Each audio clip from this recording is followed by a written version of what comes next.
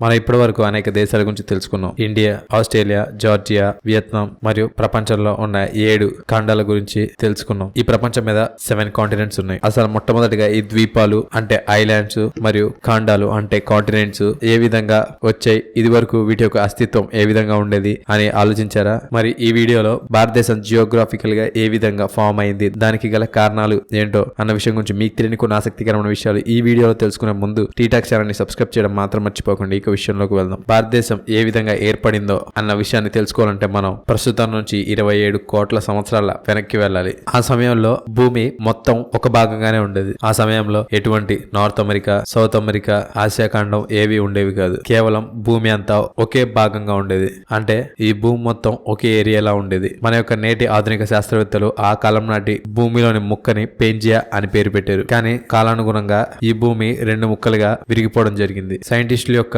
కారణం ఏంటంటే భూమి అలా చీలిపోవడం వెనక కారణం భూమి లోపల ఉండే అగ్ని పర్వతాల్లోని మ్యాగ్మా కారణంగానే భూమి అలా విరిగిపోయి ఉండొచ్చని భావిస్తున్నారు. అలా పెంజియాలోని ఒక భాగం విరిగి ఉత్తరం వైపు వెళ్ళిపోయింది. దానిని లారిసియా అని పేరు పెట్టారు. మరొక ముక్క విరిగిపోయి సౌత్ వైపు వెళ్ళిపోయింది. దానికి గోండువానా అని పేరు పెట్టారు. మనం ఇప్పుడు ఇండియా గురించి తెలుసుకోవాలంటే సౌత్ వైపు చీలిపోయిన భూమి అయిన గోండువానా మీద కాన్సన్ట్రేట్ చేయాలి. ఆ గోండువానాలో Australia, Africa, South America, Antarctica, India కూడా అందులో భాగంగా ఉన్నాయి. ఆ తర్వాత ఈ రోజు నుండి 18 కోట్ల సంవత్సరాల క్రితం గోండువానా కూడా విరిగి ముక్కలవడం మొదలైంది. దాని కారణంగానే ద్వీపాలు ఏర్పడ్డాయి, అంటే ఐలాండ్స్. మరి ఈ రోజు నుండి 9 కోట్ల సంవత్సరాల క్రితం ఆఫ్రికా నుండి ఒక భూభాగం విరిగి విడిపోయింది.